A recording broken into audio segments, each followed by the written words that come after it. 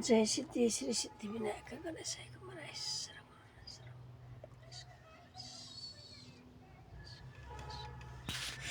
हेर्नुहोस् त आज शिवरात्रि दिन नुहाइधुवाइ गरेर पूजापाठ गरियो।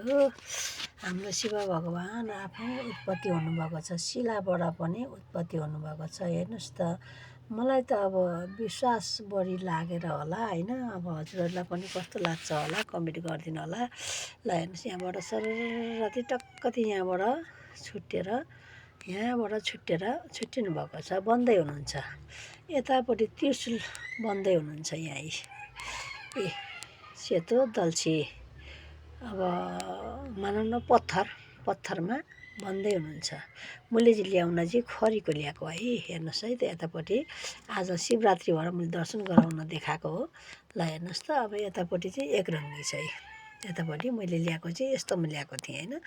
अब यहाँबाटै निलो आकाश छुट्टिनु भयो। देखाउनु त भनेको कसरी देखाउँ जस्तो भयो। यो यहाँ छुट्टिनु भएको छ है। यहाँ त यहाँ सतत यसरी छुट्टिएर अनि हजुरहरूको ल हेर्नुहोस् है त, यहाँबाट नै धर्सो छुट्टिनु भयो। शिव लगेको टक्कति छुट्टिनु भयो। अनि शम्भो भोले बाबा अनि यहाँबाट यस्तो गरेर ठ्याक्क छुट्टिनु भएको छ। यता चाहिँ त्रिशुल बन्दै हुनुहुन्छ है। आफै उत्पत्ति हुनुभयो, शिलाबाट पनि अर्को शिला उत्पत्ति हुनुभयो। मलाई दर्शन दिनुभएको हो यो।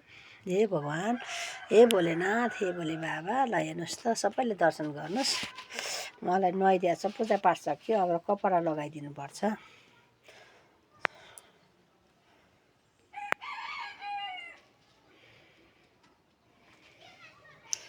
जय भोलेनाथ, गुरु पशुपतिनाथ, बौडेश्वर महादेव, देवी माता।